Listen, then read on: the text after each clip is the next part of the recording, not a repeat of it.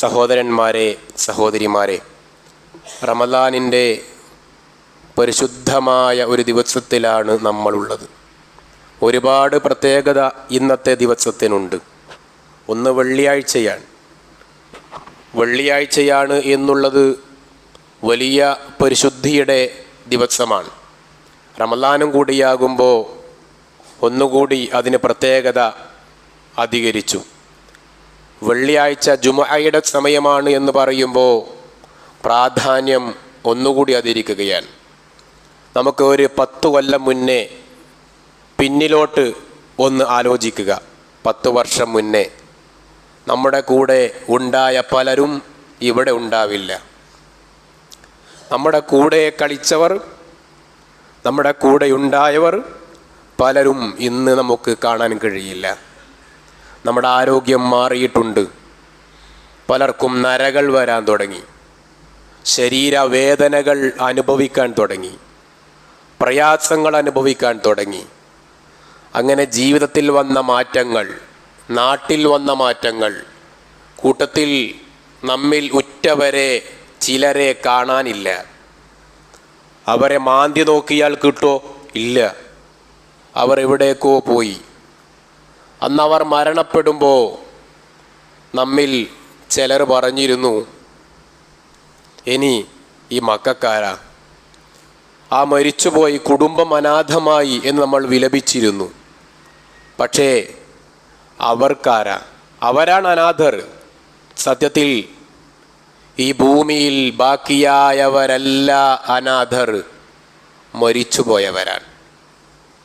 ഭൂമിയിൽ ബാക്കിയാക്കപ്പെട്ടവരല്ല അനാഥർ, മരണപ്പെട്ടു പോയവരാണ്.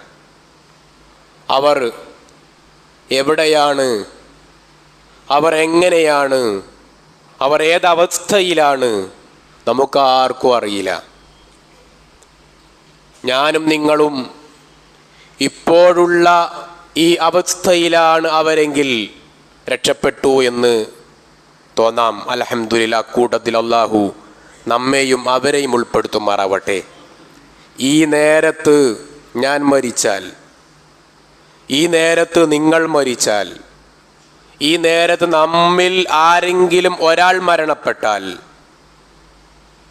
മലക്കുകൾ റൂഹ് കൊണ്ടുപോകും എന്ന് പറഞ്ഞല്ലോ. വന്നാസിആതി ഗർഖാ വന്നാസിത്വാതി നസ്ത്വാ എന്ന് പറഞ്ഞതുപോലെ ആ ഊരിക്കൊണ്ടു പോകുമ്പോൾ എവിടേക്കാണ് നമ്മൾ എത്തുക? റയ്യാൻ 4 അക്ഷരമാണ് അല്ലേ? റയ്യാൻ എന്നുള്ള കവാടത്തിൻ്റെ പേരാണ്, സ്വർഗ കവാടത്തിൻ്റെ പേര്. ഈ റമദാനിൽ നമ്മൾ മരിക്കുകയാണെങ്കിൽ അവിടേക്ക് എത്തോ? അറിയില്ല. എത്തണം എന്ന് പ്രാർത്ഥിക്കുന്നു, എത്തണം എന്ന് പ്രതീക്ഷിക്കുന്നു. മരണം നരബാധിക്കാത്തവർ ആലോചിക്കേണ്ടത്, മരണസംഖ്യ 2024 കണക്ക് പ്രകാരം മരണസംഖ്യ ചെറുപ്പക്കാരിലാണ് അധികമായിട്ടുണ്ടായത്. കൊറോണ കാലത്തിന് ശേഷം കൂടുതൽ മരണം ബാധിച്ചത് ചെറുപ്പക്കാരെയാണ്. വൈദ്യശാസ്ത്രം പേരിട്ട് വിളിച്ചത് സൈലന്റ് അറ്റാക്ക് എന്നാണ്. താടി നരച്ച, മുടി നരച്ച, വയോവാർദ്ധക്യം പെട്ടവരെക്കാൾ മരണസംഖ്യ കൂടുതൽ 40 വയസ്സിന് ചുവടെയുള്ളവരാണ് എന്ന് കഴിഞ്ഞ വർഷത്തെ കണക്കുകൾ രേഖപ്പെടുത്തിയിരിക്കുന്നു. എങ്കിൽ ചെറുപ്പക്കാരെ, നമുക്കും ആശ്വസിക്കാൻ വകയില്ല. പ്രായമുള്ളവർക്ക് ഏതായാലും പേടിയുണ്ടാവും, നിങ്ങളൊക്കെ ഏകദേശം ആയിന് എന്ന് തോന്നലുണ്ടാവും. ചെറുപ്പക്കാരെ, അവരെക്കാൾ പേടിക്കേണ്ടത് ചെറുപ്പക്കാരാണ്.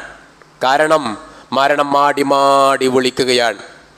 കഴിഞ്ഞ വർഷം കണ്ണൂരിൽ ടൗൺ പ്രദേശത്തുള്ള പള്ളിയിൽ ഒരു റമദാനിൽ അസ്ർ നിസ്കരിച്ചുകൊണ്ടിരിക്കെ ഒരു 32 വയസ്സുള്ള ചെറുപ്പക്കാരൻ പിന്നെ എഴുന്നേൽക്കുന്നില്ല. അസ്ർ നിസ്കാരത്തിന് സുജൂദിൽ പിന്നെ എഴുന്നേൽക്കുന്നില്ല.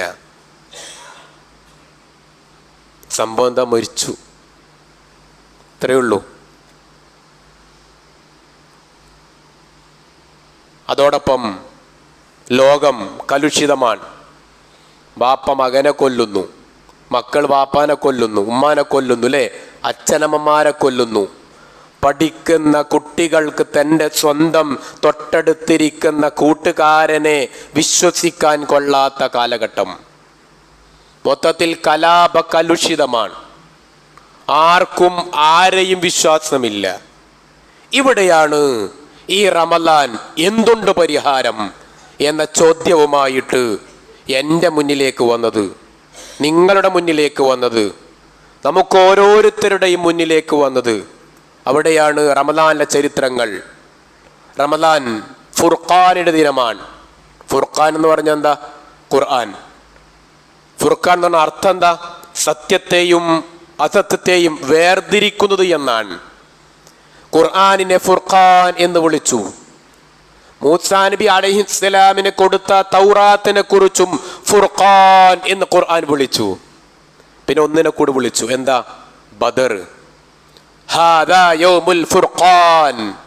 ഇത് ഫുർഖാനിന്റെ ദിവസമാണ്. സഹോദരന്മാരെ, ബദർ റമദാനിലാണ് ഉണ്ടായത്. ഈ റമദാൻ എനിക്ക് പ്രഖ്യാപിക്കാൻ കഴിയോ? നമുക്ക് പ്രഖ്യാപിക്കാൻ കഴിയോ? ഹാദാ യൗമുൽ ഫുർഖാൻ. എൻ്റെ വീട്ടിൽ, എൻ്റെ നാട്ടിൽ, എൻ്റെ ജീവിതത്തിൽ, എൻ്റെ സമ്പത്തിൽ, എൻ്റെ കച്ചവടത്തിൽ, എൻ്റെ ഇടപാടിൽ, എൻ്റെ ഇടപെടലുകളിൽ, എൻ്റെ ജീവിതത്തിൽ, എൻ്റെ നാട്ടിൽ, സമൂഹത്തിൽ ഇത് ഫുർഖാനിന്റെ മാസമാണ് എന്ന് പ്രഖ്യാപിക്കാൻ കഴിയോ? കഴിയോ? ഇല്ലെങ്കിൽ വിശുദ്ധ ഖുർആൻ ഇറങ്ങി എന്നുള്ളതാണ്. ഷഹ്റു റമളാൻ അല്ലദീ ഉൻസില ഫീഹിൽ ഖുർആൻ. അതാണല്ലോ റമളാനിൽ നാം നോമ്പെടുക്കുവാനുള്ള കാരണം. എങ്കിൽ വബയ്യിനാത്തിൻ മിനൽ ഹുദാ വൽ ഫുർഖാൻ. ആ ഫുർഖാൻ എന്റെയും നിങ്ങളുടെയും നമ്മുടെ ഓരോരുത്തരുടെയും കൈകളിലുണ്ട്. പണ്ടൊരാള് വീട്ടിന്റെ പുറത്തു വന്നിട്ട് ഒന്ന് ഖുർആൻ തരുമോ എന്ന് ചോദിച്ചാൽ ഖുർആൻ കൊടുക്കാൻ എളുപ്പമായിരുന്നു. കാരണം വീട്ടിൽ ഒരു ഖുർആൻ ഉണ്ടാവുകയായിരുന്നുള്ളൂ. ഇന്ന് ഒരാൾ ഒന്ന് ഖുർആൻ തരുമോ എന്ന് ചോദിച്ചാൽ സംശയാണ്. ഏത് ഖുർആൻ കൊടുക്കണം? ഞാൻ കഴിഞ്ഞ ഉംറക്ക് പോയിട്ട് വന്നപ്പോഴുള്ള ഖുർആൻ കൊടുക്കണോ? അതല്ല ഞാൻ അന്ന് വാങ്ങിയ ഖുർആൻ കൊടുക്കണോ? അതല്ല അള്ളാഹുവിന്റെ പേര് കളറായി വന്ന ഖുർആൻ കൊടുക്കണോ? അതല്ല അയാൾക്ക് മൊബൈൽ കൊടുത്താൽ മതിയോ? അതല്ല വലിയ ഖുർആൻ കൊടുക്കണോ? അല്ലെ, ഏത് ഖുർആൻ കൊടുക്കണം എന്നുള്ളതാണ് നമുക്കുണ്ടാകുന്ന സംശയം. ശരിയല്ലേ? ശരിയല്ലേ? അങ്ങനെ ഖുർആൻ ഉണ്ടായിട്ടും ഇത് ഷഹ്റുൽ ഫുർഖാൻ, എന്റെ സമ്പത്തിൽ സക്കാത്ത് കൊടുക്കാത്തവർ, സ്വർണം വീട്ടിലുണ്ട്, ലോക്കറിലുണ്ട്, അങ്ങനെ അങ്ങനെ അങ്ങനെ അങ്ങനെ അങ്ങനെ സ്വർണം ശേഖരിച്ചവർ, കച്ചവടമുണ്ട്, ലാഭമുണ്ട്, സമ്പത്തുണ്ട്, കൃഷിയുണ്ട്, ശമ്പളമുണ്ട്, വരുമാനമുണ്ട്, ബാക്കിയുണ്ട്. എന്നിട്ടും സക്കാത്ത് കൊടുക്കാത്തവർ ആലോചിക്കണം, എന്റെ സമ്പത്തിന്റെ വിഷയത്തിൽ ഞാൻ ഫുർഖാൻ എന്ന് പ്രഖ്യാപിക്കാൻ എനിക്ക് പറ്റുമോ? പറ്റൂലെങ്കിൽ പിന്നെ ബദർ പറയുന്ന, ബദർ കേൾക്കുന്ന എന്ത് അർത്ഥമുള്ളവർക്ക്? റമളാനിൽ നോമ്പനുഷ്ഠിക്കുന്നതിന് എന്ത് അർത്ഥം അവർക്കുള്ളത്? കാരണം റമളാൻ ഷഹ്റുൽ ഫുർഖാനാണ്. സത്യത്തെയും അസത്യത്തെയും ഹക്കിനെയും ബാത്തിലിനെയും വേർതിരിക്കുന്ന ദിവസമാണ്, വേർതിരിക്കുന്ന മാസമാണ്. അതുകൊണ്ട് ഈ പള്ളിയിൽ ഇരിക്കുന്ന ആരെങ്കിലും സക്കാത്ത് കൊടുക്കുന്നതിൽ അപാകത വരുത്തിയിട്ടുണ്ടെങ്കിൽ, സ്ത്രീകളെ, പുരുഷന്മാരെ, ചെറുപ്പക്കാരെ, വൃദ്ധരെ, പ്രായമുള്ളവരെ, സഹോദരന്മാരെ, സഹോദരിമാരെ, മനസ്സറിഞ്ഞ് പറയാൻ ഇന്നത് ഏൽപ്പിക്കണം. ഏൽപ്പിക്കേണ്ടവരെ ഏൽപ്പിക്കണം, കമ്മിറ്റിയെ ഏൽപ്പിക്കണം, ഉത്തരവാദപ്പെട്ടവരിലേക്ക് ഏൽപ്പിക്കണം. നാം അത് ശ്രദ്ധിക്കേണ്ടതുണ്ട്. രണ്ടാമതായി ഇന്നത്തെ ഖുതുബയിൽ നാം പറയാൻ ഉദ്ദേശിക്കുന്ന വിഷയം, ബദറിൽ എന്തിനാണ് ബദർ ഉണ്ടായത്? ചില സമൂഹത്തിന്റെ കഥകളും വഅലുകളൊക്കെ കേൾക്കുമ്പോൾ നമുക്ക് തോന്നുക കുറെ ഭക്ഷണം കഴിക്കാൻ, ആർക്കൊക്കെയോ പാട്ടുകളും ബൈത്തുകളും പാടുവാൻ, ആനന്ദിക്കുവാൻ, അർമാദിക്കുവാൻ വേണ്ടിയാണ് ബദറുണ്ടായത് എന്നാണ് ചിലരുടെ പ്രവർത്തനങ്ങൾ കാണുമ്പോൾ തോന്നുക. പക്ഷേ അല്ലാഹ് പഠിപ്പിച്ച നേരെ തിരിച്ചാണ്. ലയുഹിഖൽ ഹഖ വയുബ്തിലൽ ബാതില വലൗ കരിഹൽ മുജ്രിമൂൻ. എന്തിനാണ് ലയുഹിഖൽ ഹഖ? ഹഖ് എന്താണ്? സത്യം എന്ന് പഠിപ്പിക്കാനാണ് ബദറുണ്ടായത്. അത് മാത്രാണോ, സത്യം എന്താണെന്ന് പഠിപ്പിക്കേണ്ടി വരുമ്പോ ബാത്തുൽ എന്തല്ല എന്ന് ബാത്തുൽ എന്താണ് എന്ന് പഠിപ്പിക്കേണ്ടി വരും അല്ലെ. നാണയത്തിന്റെ രണ്ടു ഭാഗവും കാണേണ്ടി വരും. അത് പറയുമ്പോ, സത്യം പറയുമ്പോ, ഇന്നത് തെറ്റാണ് എന്ന് പറയുമ്പോ ആർക്കൊക്കെയോ ഇഷ്ടപ്പെടാതെയാകും. അടുത്തത് അല്ലാഹു പറഞ്ഞു വലൗ കരിഹൽ മുജ്രിമൂൻ. അത് കുറ്റവാളികൾക്ക് എത്ര വെറുപ്പുണ്ടായാലും അത് എന്നെ ബാധിക്കുന്ന പ്രശ്നമല്ല, അത് പറയും. അത് തെളിയിക്കാനാണ് ബദറുണ്ടായത് എന്നാണ്. ബദറിന്റെ മൂന്നാമത്തെ വശം ജിഹാദാണ്. ജിഹാദ് എന്ന് പറയുമ്പോ നമുക്ക് ഓർമ്മ വരിക ഐമൻ ലവാഹിരിയാണ്, ബിൻ ലാദനാണ്. ഇതേപോലെയുള്ള ചില സംഘടനകളിലേക്കാണ് ഇന്നത്തെ മീഡിയകൾ നമ്മെ ക്ഷണിച്ചു കൊണ്ടുപോകുന്നത്. ജിഹാദ് എന്നുള്ള പദം കാണുമ്പോ ഈ പള്ളിയിലിരിക്കുന്ന നമുക്ക് പോലും തോന്നുക അത്തരം ചിന്തകളാണ്. ശരിയല്ലേ? എങ്കിൽ ഒരു ഉമ്മ തൻ്റെ മാതാവ് രോഗിയായി ആശുപത്രി കടക്കയിൽ കിടക്കുമ്പോ ആ രോഗിയുടെ ശരീരത്തിലേക്ക് കയറ്റിക്കൊണ്ടിരിക്കുന്ന കീമോ ഉണ്ടല്ലോ, ആ കീമോ ഓരോ തുള്ളി തുള്ളിയായി ഇങ്ങനെ മാതാവിന്റെ ശരീരത്തിലേക്ക് അടിച്ചിങ്ങനെ വരുമ്പോ ഉറക്കൊഴിച്ച് കണ്ണും നട്ടിരിക്കുന്ന, കണ്ണുറങ്ങാതെ കണ്ണടക്കാതെ രാത്രികൾ പോലും ആ മാതാവിന്റെ തൊട്ടടുത്തിരിക്കുന്ന ആ മകനുണ്ടല്ലോ, അവൻ ചെയ്യുന്ന പണി ജിഹാദാൻ എന്ന് ഏതെങ്കിലും സാമൂഹ്യ മാധ്യമങ്ങൾ എന്നെ പഠിപ്പിച്ചോ, നിങ്ങളെ പഠിപ്പിച്ചോ? ഇല്ല, ഇല്ല. അത് പഠിപ്പിക്കാൻ ഇവിടെ ആളുണ്ടായിട്ടില്ല. ജിഹാദ് എന്ന് പറയുമ്പോ നമ്മുടെ മനസ്സിലേക്ക് വരിക തോക്കും വെട്ടുകത്തിയും കഠാരയും അതേപോലെയുള്ള പേക്കുത്തുകളുമായിരിക്കും. ജിഹാദിന് ഒരർത്ഥം മാത്രമാണ് ഖിതാൽ എന്നുള്ളത്. കീമോയുടെ ആ തുള്ളി ശരീരത്തിലേക്ക് കയറി വരുമ്പോ തന്നോട് നിർദ്ദേശിക്കുന്ന ഡോക്ടറുടെ നിർദ്ദേശം ആ തുള്ളികൾ എണ്ണുവാനാണ്. കണ്ണും നട്ട് ഉറക്കൊഴിച്ച് കണ്ണടക്കാതിരിക്കുന്ന മകൻ ആ ഓരോ തുള്ളിയും എണ്ണിക്കൊണ്ടിരിക്കുകയാണ്. എന്റെ എണ്ണം പിഴച്ചാൽ മാതാവിന്റെ ആരോഗ്യസ്ഥിതി മോശമാകും എന്ന് വിചാരിച്ച് കണ്ണും നനച്ചിരിക്കുന്ന ആ മകൻ ഏറ്റവും വലിയ ജിഹാദിലാണ് അല്ലേ? എങ്കിൽ ബദർ ജിഹാദാണ്. ആ ബദർ ജിഹാദാണ്. ജിഹാദ് എന്ന് പറയുമ്പോ മദ്യവും മദിരാക്ഷിയുമായി നടന്നുകൊണ്ടിരിക്കുന്ന ഒരു സഹോദരനെ അതിൽ നിന്നും സ്നേഹത്തോടുകൂടി സൗമനസ്സോടുകൂടി അവനെ പിടിച്ചു കൊണ്ടുവന്ന് നേർപ്പാന്താവിലേക്ക് കൊണ്ടുവന്നാൽ അതെന്താണ്? ജിഹാദാണ്. ആ വന്നവൻ എന്തായി? ജിഹാദ് ചെയ്തവനാണ്. രണ്ടാൾക്കും ജിഹാദിന്റെ കൂലിയാണ് അല്ലേ? ഇങ്ങനെ ജിഹാദ് എന്നുള്ളത് വിശാലമായൊരർത്ഥമാണ്. പക്ഷേ സാമൂഹ്യ മാധ്യമങ്ങൾ നമുക്കത് പഠിപ്പിക്കാനുള്ള സമയം തന്നിട്ടില്ല. മൂന്നാമതായി ബദറിന്റെ പാഠം എന്നുള്ളത് സഹായമാണ്. അള്ളാഹുവിന്റെ സഹായം ഉണ്ടാകും. ആർക്കുണ്ടാവുക? അള്ളാഹിനെ സ്നേഹിച്ചോർക്കേ ഉണ്ടാവുള്ളൂ. സ്നേഹം അതൊരു ഘടകമാണ്. എന്താ സ്നേഹം എന്ന് പറഞ്ഞാൽ? അതിങ്ങനെ കൈക്കുമ്പിളിൽ എടുത്തു കാണിക്കുവാൻ പറ്റുന്ന ഒരു സംഗതിയാണോ?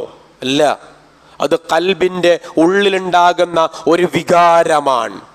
അതൊരു വിചാരമാണ് അല്ലേ? നബി സല്ലല്ലാഹു അലൈഹി വസല്ലമയുടെ മുൻപിൽ നബിയെ ഇയാൾ ഇമാമത്തിന് പറ്റൂല കേട്ടോ, ഇയാൾ ഇമാമത്തിന് നമുക്ക് പറ്റൂല. കാരണം ഇയാൾ എല്ലാ വഖത്തിലും ഇയാൾ സൂറത്തുൽ ഇഖ്ലാസ് സ്വച്ഛത്തിൽ സൂറത്തുൽ ഇഖ്ലാസ് എപ്പോഴും ഓതുന്നു. ഞങ്ങൾക്കത് എന്നും അത് കേൾക്കുമ്പോൾ നമുക്കൊരു പ്രയാസമുണ്ടാകുന്നു. അയാളത് മാറ്റിപ്പിടിക്കാൻ പറയണം.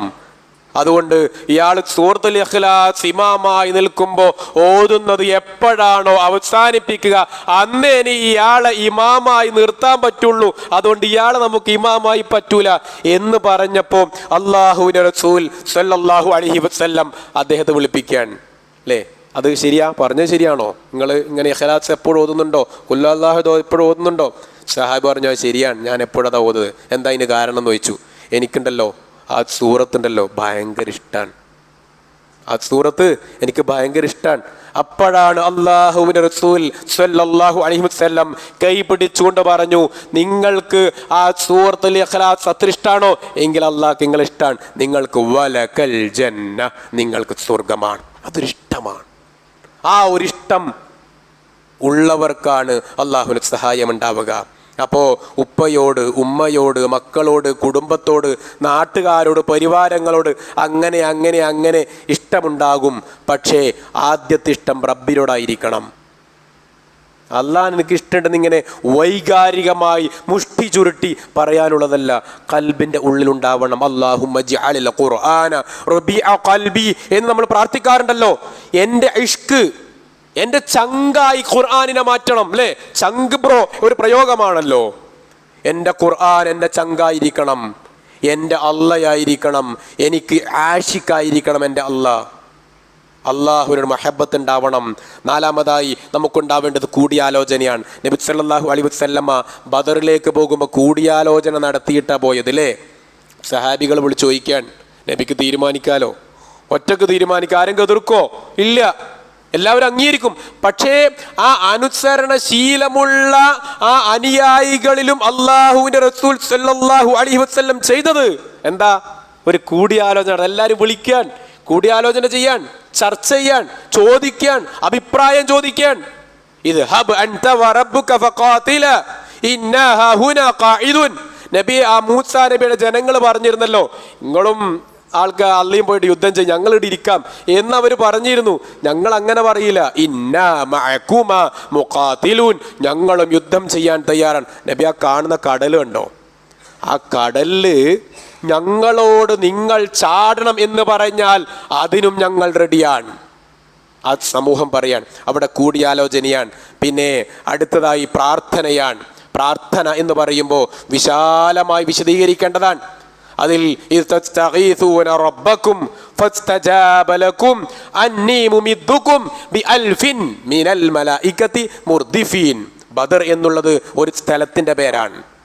പക്ഷേ ഇന്ന് നമുക്കത് സ്ഥലത്തിൻ്റെ പേരല്ല, ഐക്യത്തിൻ്റെ, നീതിയുടെ, ധർമ്മത്തിൻ്റെ, സത്യത്തിൻ്റെ പേരാണ് ബദർ എന്നുള്ളത്. ബദർ മലമുകളാൽ ചുറ്റപ്പെട്ട ഒരു പ്രദേശമായിരുന്നു.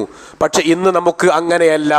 നമുക്ക് എല്ലാ അധർമ്മങ്ങളെയും തോൽപ്പിച്ച പ്രദേശമാണ് ബദർ. ആ ബദറിൽ 1000ഓളം മലക്കുകൾ അങ്ങോട്ടും ഇങ്ങോട്ടും നടന്നു കളിച്ച സ്ഥലമാണ് ബദർ. മലക്കുകൾ നടന്നു കളിച്ച സ്ഥലമായിരുന്നു ബദർ.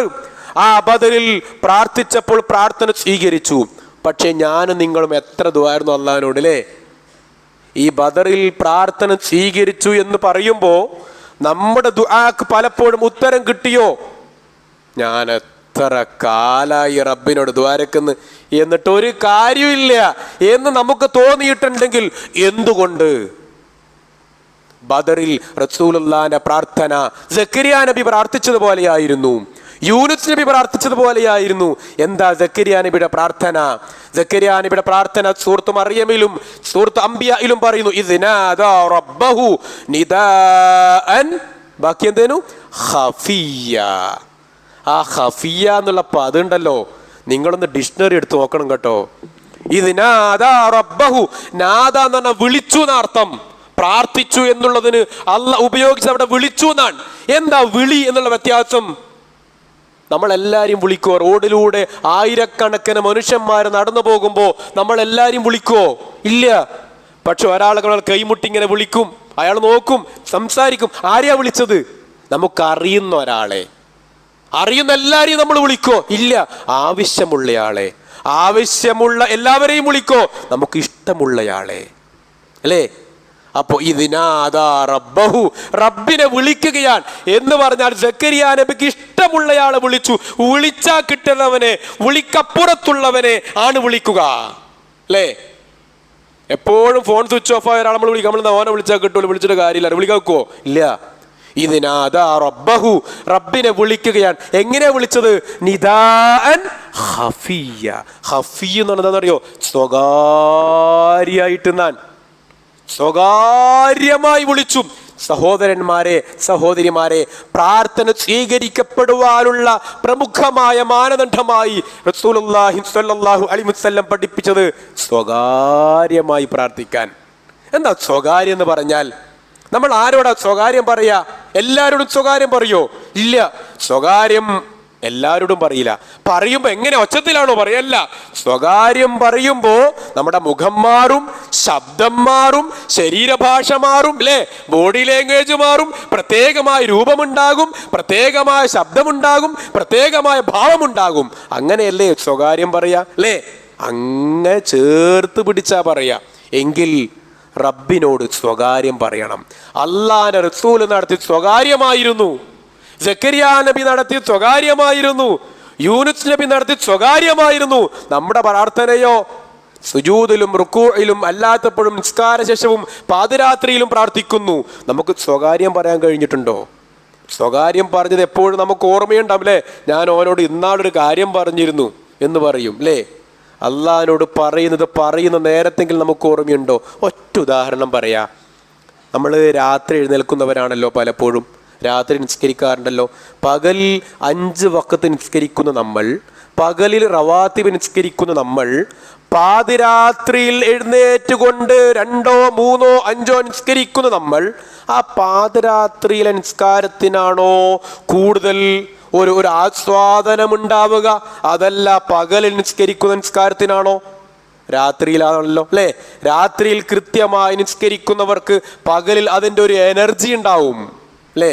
അതൊരു പ്രത്യേകമായ സുഖമായിരിക്കും. അത് ആ സുഖം ഒരു ഉച്ചവരെ ഇങ്ങനെ അനുഭവിക്കും, അല്ലേ? എന്തുകൊണ്ടറിയോ?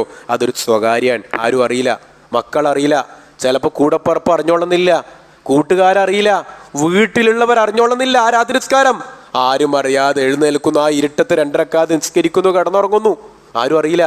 അതിൻ്റെ ഒരു സുഖമുണ്ടല്ലോ, അത് വേറെയാണ്. അത് സ്വകാര്യമുള്ളതുകൊണ്ടാണ്. അപ്പൊ പ്രാർത്ഥനയിലും എന്ത് വരണം? സ്വകാര്യത വരണം. ഫർള് നിസ്കാര ശേഷം സ്വകാര്യമായി അല്ലാഹുവോട് പറയുക. നബി സല്ലല്ലാഹു അലൈഹി വസല്ലം ഇസ്തഗീസൂന റബ്ബക്കും, ആ വിളി നടത്തിയതും സ്വകാര്യമായിരുന്നു. അങ്ങനെ നോക്കുമ്പോഴുണ്ട് റസൂലുള്ളാഹിയുടെ കണ്ണുകൾ നനഞ്ഞു. ആ ഷാൾ ഇങ്ങനെ വീഴാൻ പോവാൻ, ഒച്ച കേട്ടിട്ടില്ല. നമ്മുടെ നാട്ടിലെ ദുആ എന്ന് പറഞ്ഞാൽ, അല്ലേ, വാക്കുകളെ കൊണ്ടുള്ള ബഹളമയമാണ്. പക്ഷേ റസൂൽ ഷാൾ വീഴുമ്പോൾ അബൂബക്കർ പറയാൻ, അല്ല നബിയെ നിർത്തിക്കൂടെ, അല്ല സ്വീകരിക്കും. അല്ല നിങ്ങൾക്ക് ഉത്തരം തന്നിട്ടില്ലെങ്കിൽ പിന്നെ ആർക്കാ ഉത്തരം തരിക എന്ന് പറയുന്ന ഒരു രംഗമുണ്ട്. അവിടെ റസൂലുള്ളാഹിയുടെ ദുആ സ്വകാര്യമായിരുന്നു. മറ്റൊന്ന്, റസൂൽ ദുആ സ്വകാര്യമാകുമ്പോ മനസ്സിൽ തട്ടിയിട്ടാ പറയുക, അല്ലേ?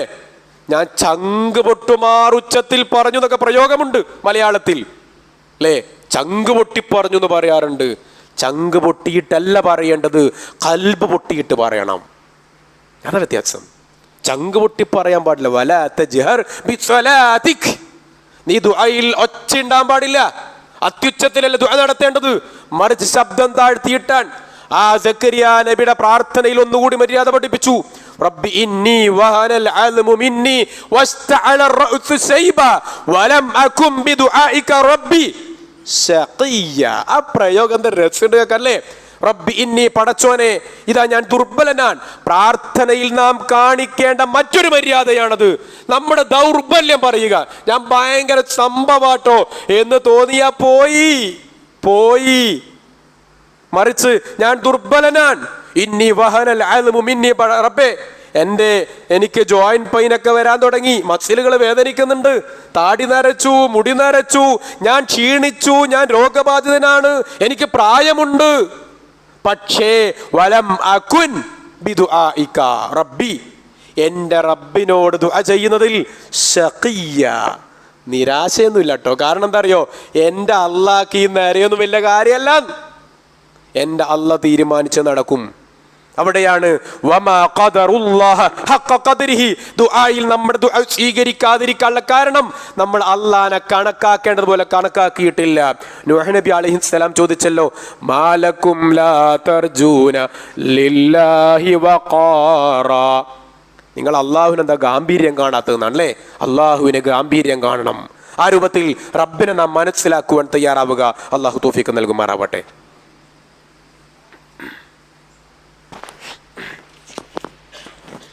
إن الحمد لله وصلى الله على خاتم الأنبياء والمرسلين وعلى آله وأصحابه أجمعين وعلى من اتبع الهدى إلى يوم الدين أما بعد يا أيها الإخوان والأخوات اتقوا الله عباد الله أوصيكم ثانيا بتقوى الله. ഏറെ സ്നേഹം നിറഞ്ഞ സഹോദരന്മാരെ സഹോദരിമാരെ, അള്ളാഹുവിൻ്റെ വിധികളും വിലക്കുകളും മാനിച്ച് ഖബറിലേക്ക് മടങ്ങേണ്ടവരാണ് നമ്മളെല്ലാവരും എന്ന ബോധത്തോടു കൂടി അമലുകളെ ക്രമപ്പെടുത്തണേ, ചിട്ടപ്പെടുത്തണേ എന്ന് ഒന്നുകൂടി ഓരോരുത്തരെയും ഓർമ്മിപ്പിക്കുകയാണ്. അള്ളാഹു നമുക്ക് എല്ലാവർക്കും പരിപൂർണമായ ഈമാനും പരിപൂർണമായ ആഫിയത്തും പ്രദാനം ചെയ്യുമാറാവട്ടെ. സഹോദരന്മാരെ സഹോദരിമാരെ, അല്പം വൈകിപ്പോയിട്ടുണ്ട്. റമദാൻ ആയതുകൊണ്ട് തന്നെ ഒരുപാട് വിഷയങ്ങൾ നാം മനസ്സിലാക്കേണ്ടതും പഠിക്കേണ്ടതുമാണ്. അതോടൊപ്പം തന്നെ റമദാൻ ആകുമ്പോൾ പ്രാർത്ഥനക്കാണ് കൂടുതൽ നാം സമയം കണ്ടെത്താറുള്ളതും. നമുക്ക് ഒരുപാട് ചോദിക്കാനുണ്ട്, ഒരുപാട് സ്വകാര്യം പറയാനുണ്ട്, ഒരുപാട് പറയാനുണ്ട്. നമ്മുടെ റബ്ബിനോട് പറയാൻ തയ്യാറാവേണ്ടതുണ്ട്. നാം ബദറിൽ 15ഓളം ഗുണപാഠങ്ങൾ നമ്മൾ മനസ്സിലാക്കേണ്ടതാണ്. അതിൽ പ്രധാനപ്പെട്ട ഒരു 6-7 കാര്യങ്ങൾ മാത്രമാണ് നാം സൂചിപ്പിച്ചിട്ടുള്ളത്. സഹോദരന്മാരെ സഹോദരിമാരെ, ഒറ്റ വാക്കിൽ പറഞ്ഞാൽ നാം ഖുർആൻ മുഖറബായി സ്വീകരിക്കണം, അള്ളാഹുവിനെ നമ്മുടെ ഹബീബായി സ്വീകരിക്കണം. അതേപോലെ തന്നെ ബദറിലെ ഗുണപാഠങ്ങൾ നാം ഉൾക്കൊള്ളണം. പ്രാർത്ഥനയിൽ മിതത്വം പാലിക്കണം. പ്രാർത്ഥന സ്വകാര്യമാവണം. പ്രാർത്ഥന അള്ളാഹുവോടുള്ള ഒരു ഹേർട്ട് ഫീലിംഗ് ഉണ്ടാവുന്നതായിരിക്കണം. മനസ്സറിഞ്ഞുള്ള വർത്തമാനമാവണം. ഖുർആൻ നമ്മോട് വർത്താനം അറിയുന്നു, പക്ഷെ നമുക്ക് അങ്ങോട്ട് വർത്താനം പറയാൻ കഴിഞ്ഞിട്ടുണ്ടോ?